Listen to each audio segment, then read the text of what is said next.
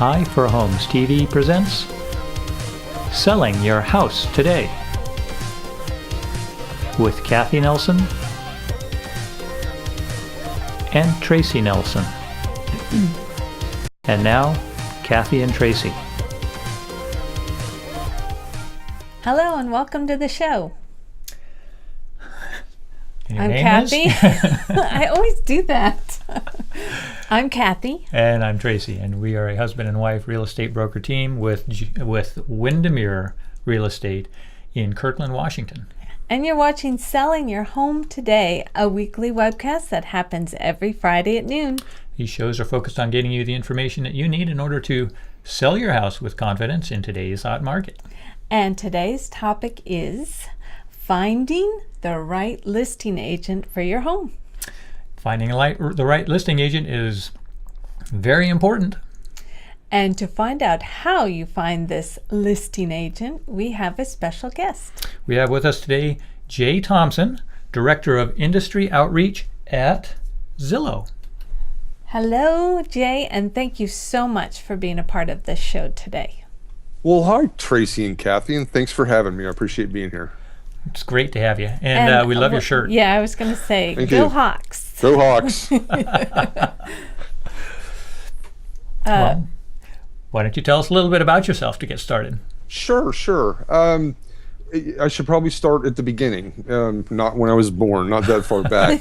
But I got my real estate license in 2004 in Phoenix, Arizona. That's where I lived at the time.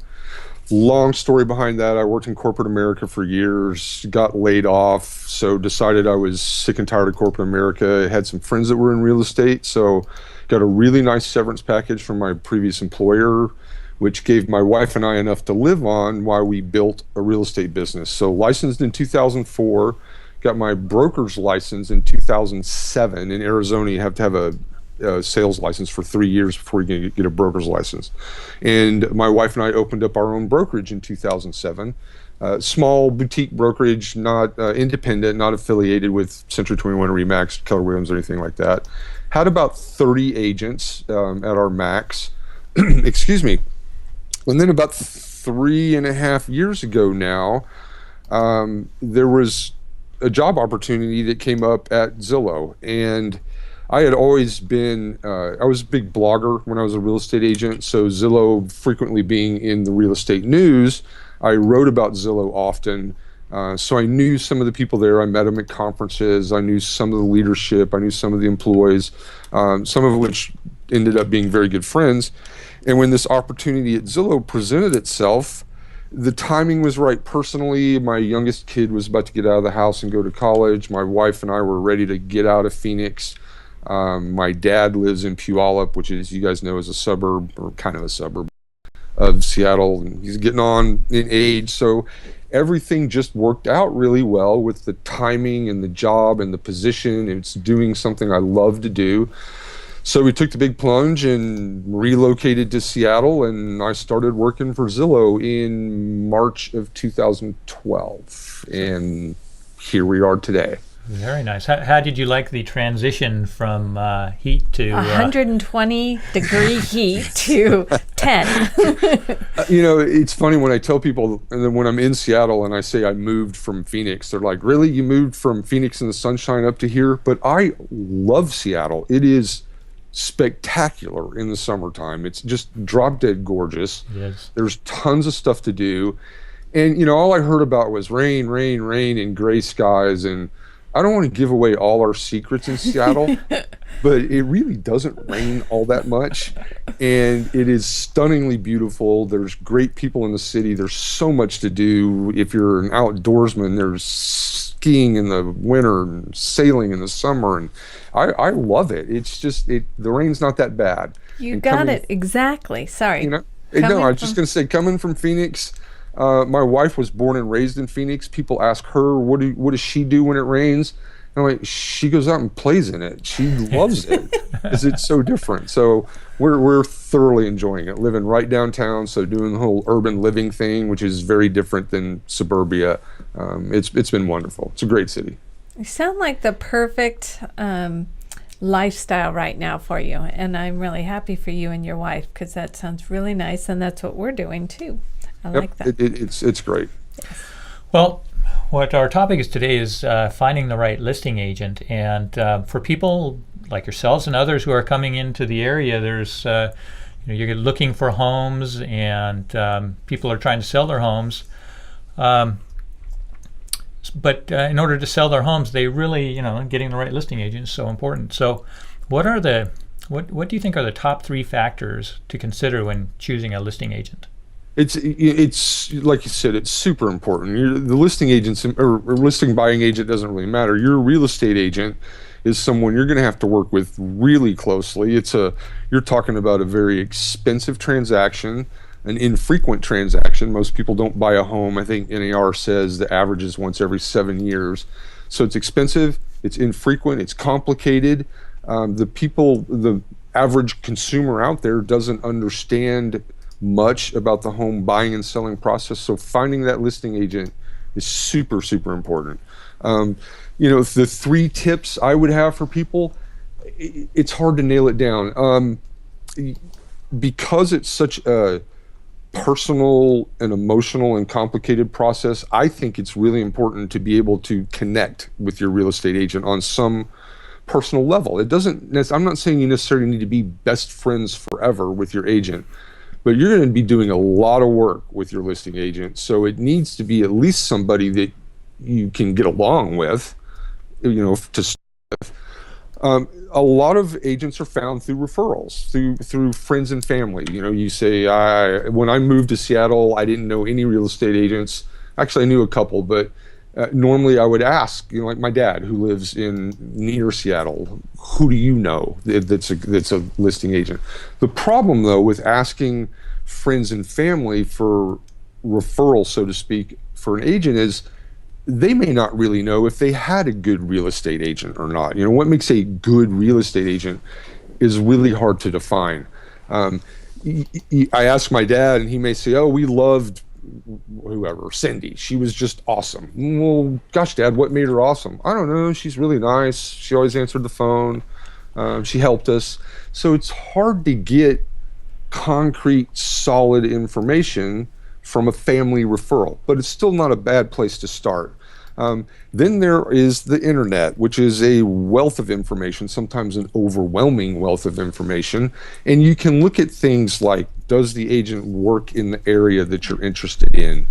Does the agent have a good online presence? You can see a lot of their marketing skills by looking at how they market their listings on the internet. And clearly, granted, I work at Zillow, which is a big real estate website company, but the internet's not the only place to get this information, but it's a valuable source. So there's ways that you can go onto our websites and other websites and search through agent directories and look for things like recent sales in the area that you're interested in.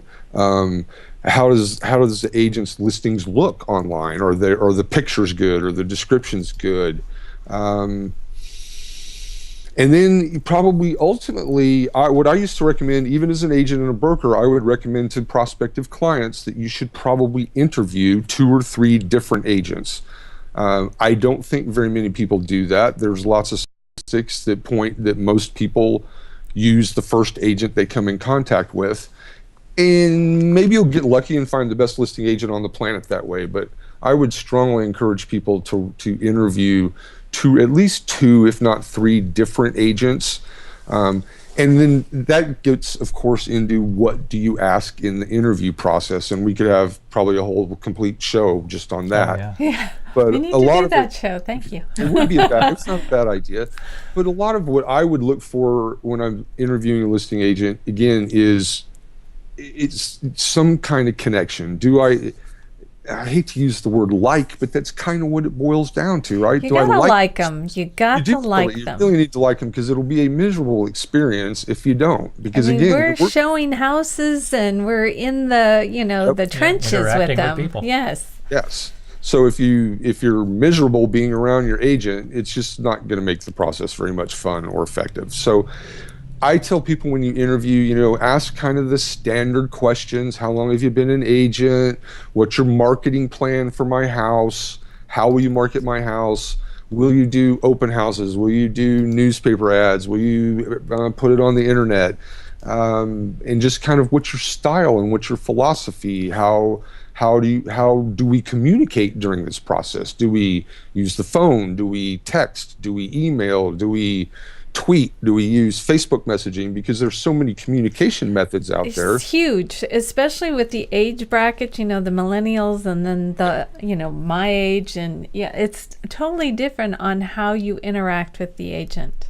It really is. And so it's important to have an agent that will be able and willing to interact with what you're comfortable with. Yes. My mother, for example, if she were to go buy a house and talk to an agent and the agent said, I do nothing but text, my mom turn around and walk out, right? My mom calls it tweeting. I'm going to tweet you now. It's like, no, it's not tweeting. No, Mom. But, and on the other hand, if my daughter, on the other hand, who's 22 years old, was looking for a real estate agent, she wants a real estate agent that will communicate via text. Yes. I had some very young clients that I would send them emails. They would never answer them.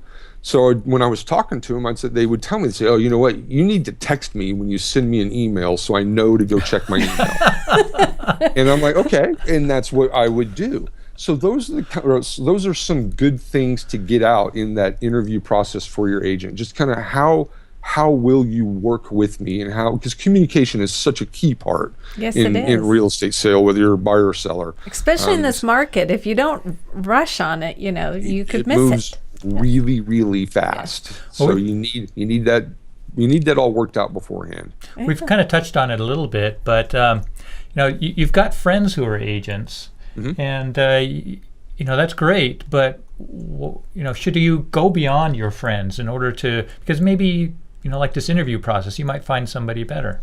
Yes. Go ahead, Kath. Well, it could be a little with friends and family too, and they might not really want you, but they know they should go to you. Yeah.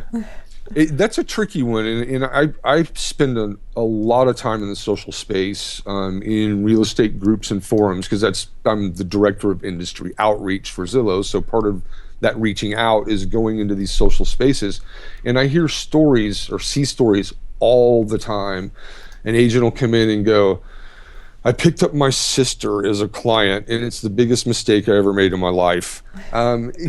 It's True. tough sometimes. Yeah. It's tough to work with friends and family. There's a lot of real estate agents out there. Just about everybody knows a real estate agent, and they may be the best real estate agents on the planet. But your home, while there's such an emotional attraction to your home, ultimately buying and selling a home is a financial transaction, is really what it boils down to. You've got to try to remove the emotion out of it and really look at it as a financial business transaction. And your friends or your family who you may love dearly may just not be the best person at that job. And then you've got the problem, what if you have 3 friends that are real estate agents and you pick agent A, and now you've just alienated agents B and C who are also your friends. And I don't know that I would tell people don't ever use a real estate agent that's friend or family, but there's an awful lot of research that's been done, not just in real estate, about working with your family and working with friends. And because it's such a complicated, big financial decision, I personally think it's better to just remove the friends and families out of the equation. There's plenty of agents to pick from. It's also, you are going to, as whether you are a buyer or a seller, you're going to have to, your agent is going to need to know some pretty personal financial stuff about you. And that can get really uncomfortable when you're sitting across the table from your best friend and they're like, well, it's more for buyers than sellers. But when you get into that, what are you qualified for? Now your friend knows your income, knows your debts, and that can get a little awkward too. So sometimes it's better, I think, to remove the friends and family out of the equation. There's plenty of agents to pick from, and find a non-friend or family agent to work with you. Yeah. Not saying it's the worst thing to do, but that's my It suggestion. does make a lot of sense to take all that emotional baggage, I guess, out of the equation and get somebody who really wants to do it as a business transaction. Well, you can do a referral too. I do know one of the one agent that I recently talked to that said she was going to kill her dad if she ever did another transaction with him. Yeah, and that's that's not good. You don't want to be killing dad. No, you It's don't. not a good, You don't not a good like it. plan. I love my dad, but I would not want my father as a client. I was in the city. I just wouldn't. Yes. I think it's just better to separate that. Then you can keep all the emotional stuff to the side, the financial, private kind of information that comes out in a real estate transaction, and use more of a, for lack of a better word, a neutral third party to help you. Yes. Well, we've been talking about all these agents. There are just a lot of agents out there, and if you go to Zillow, Trulia, or other locations too, you can see lists and lists of agents who would just love to list your house. So what is it that you would suggest the steps might be in order to get that down to just one, including the steps in Zillow or Trulia? Yes. Sure. First off, Zillow and Trulia are basically the same when it comes to the agent information that we display on the sites. Your listeners may not be aware, back in roughly April of this year, Zillow acquired Trulia. We used to be arch rivals and competitors. We were the number one and number two real estate websites in the country for the longest time, and then Zillow acquired Trulia. We bought Trulia. And in the intervening months since then, we have done what we called integrated Zillow and Trulia. They're still two completely separate sites, but the profiles, which is kind of where the consumer, the home buyer and seller, can go and get information on agents, they'll look different on Trulia and Zillow because they're different websites, they're different colors, the layout's different, things like that. But the basic information, now that Trulia and Zillow are both under what's called Zillow Group, the basic information is the same. So what I tell people is, Trulia or Zillow, pick whichever one you prefer. Trulia's green and Zillow's blue, and some people like green sites better than sites, and boxes and things may be in different positions, but the basic information is still the same. So I would recommend going to both Trulia and Zillow have an agent search feature, and you can pull it up and you will see a bunch, like Tracy mentioned, a big giant long listing of agents. But you can, on both sites, you can drill down and select different types of agents. Zillow has a feature, a fairly new feature, where you can select agents by language. So if you're from China and Mandarin is your native language, you might feel more comfortable working with a real estate agent that can speak Mandarin. So you can actually go to Zillow's agent finder and search by real estate agents that speak Mandarin or Spanish or French or German or whatever the language is.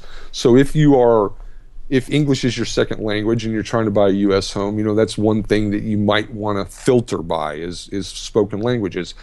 You can also look at specialists. You could probably argue that any agent in Seattle could sell a home anywhere in the Seattle metro area.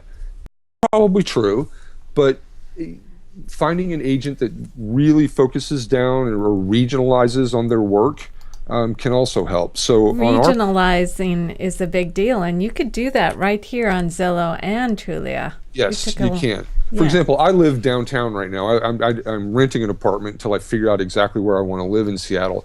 But if I were looking for downtown Seattle condos, I would prefer to work with an agent that mostly specializes in selling downtown Seattle condos, as opposed to the agent that's out in the burbs selling single family homes. Is it an absolute critical requirement? Probably not, but I want that expertise. I want that agent that knows the condo buildings and knows the management companies and knows which managers are responsive and which ones aren't when it comes to repairs and things like that. So there's lots of different things to look at. Both of our sites provide a really nice map feature where agents can come in and they can put their past sales, and it'll show up on a little Google map with little pins.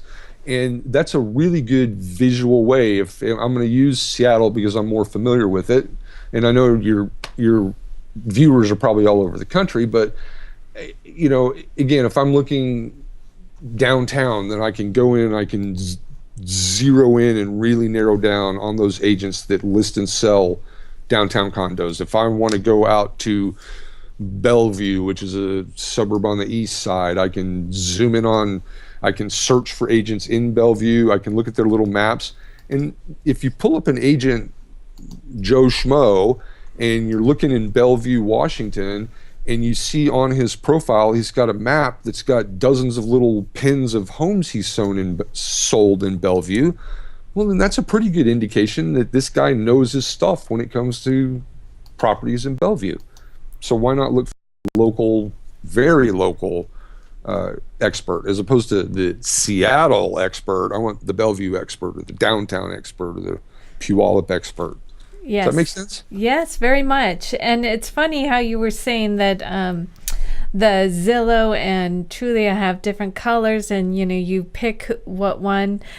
Each site does have a unique, fun thing to it, and most people now have been sending me Trulia snapshots of homes and stuff. So it is interesting to see which ones pick which website. Do you find different agents on the two websites? Do listing agents have to sign up for Zillow and Trulia separately? Since we acquired Trulia and integrated them, an agent will appear on both sites.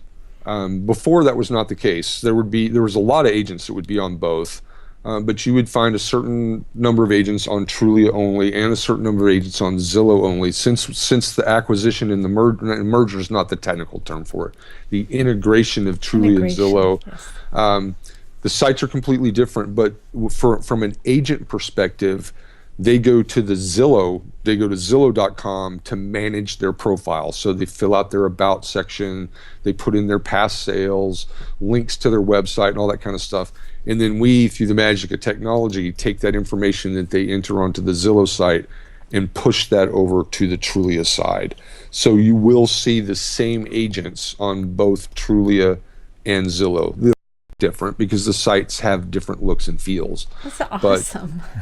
And that's the reason, that's the business reason why Zillow, when we acquired Trulia, a lot of people assume, Zillow's acquiring their main competitor, Trulia, and they're just going to kill them. They're just going to wipe it out. There will be no more Trulia. That was never the intent. We know that people, for whatever reason, have preferences for a website. And typically it's the user interface, it's how it looks and feels. So while the agent population is now the same on Zillow and Trulia. Julia. Yeah, I'd probably get fired for that. I hope my boss is listening to this. So while the agent populations are the same on both sites, the user base can be very different. So that's why philosophically we wanted to keep the two sites separate. That's nice. But you will see both the same agents on Zillow as you do on Trulia. Now, that's not to say just because there are still agents that prefer Trulia or Zillow, just because it's what they're used to working with and what they're used to dealing with. The back ends from the agent perspective are a little bit different, but profiles will be on both sites. So it's really important to get those profiles on there. The profiles from an agent perspective are super important. Yes. That's the main place that consumers go to kind of vet or look into an agent. They look at reviews, super important for reviews. Yes. And now I'm speaking to both agents and consumers. And I know a lot of consumers are like, well, the reviews they're fake, or it's all the agents' friends that wrote the reviews. We have a very rigid process for review publication. Only certain people that have worked with an agent, you have to have some kind of relationship with the agent before you can leave a review. Every review that's posted to Trulia or Zillow is vetted by a human being. We look at it to make sure it meets our standards. So Granted, you're looking, as a consumer, you're looking at a bunch of strangers' opinions of a real estate agent, but you can glean an awful lot of information by doing that. I'm sure just about every one of your listeners has looked on a site like Yelp to find a restaurant or a doctor or something. That's how, when I moved to Seattle from Phoenix, I knew nobody. And I didn't even have a good friend that I could say, who's your doctor? Who should I call? So I went to Yelp and started looking at reviews of doctors. Yes, and it is popular. When I read review after review after review, and you see these themes, here's a random example. I'm looking up Kathy on Zillow, and I'm looking at her profile, and here's these reviews, and I consistently see people say, Kathy's super responsive. Kathy answered every one of my phone calls. Kathy did this, Kathy did. So you'll see these common themes in reviews, and even though they're total strangers to you, when you see 10, 20, 30, 100 total strangers kind of repeating the same message, well, now I've got a pretty good feeling that Kathy is a really responsive agent. Is awesome. That's who I want. And on the other hand, you might see, Tracy never answers his phone. Just an example. Just an example. Tracy was slow to do this. So you can get an awful lot of information from, yes, complete strangers' reviews of agents. I think they're super critical. I think they're going to be more and more critical as people get used to it. There's I don't have the exact study in front of me, and I wish I did, but I read a study a while back that said people believe and trust online reviews more than they do word of mouth, which is interesting, and way more than they trust company advertising. So I'm an agent, and I could go on TV and say, hire Thompson. I'm the best real estate agent in the known universe. Well, that's me, the agent. Of course I'm going to say that. I'm not going to go on TV and say, I suck. Give me money. But those reviews from those random strangers will point that out if I do not do a good job. So that's a super important thing to look at for any consumer, whether you're a buyer looking for a buyer's agent or a seller looking for a listing agent. Absolutely. And it is true that Zillow does approve each one of those reviews too. We do, and we reject some reviews, and I'm sure we reject some legitimate reviews. Unfortunately, there are lots of people out there that will try to game and spam review systems. So we have lots of technical ways that we filter that out. We block reviews typically that are coming in from third world countries, because you can track IP addresses and do all this technical internet stuff and figure out the internet. Reading the review from.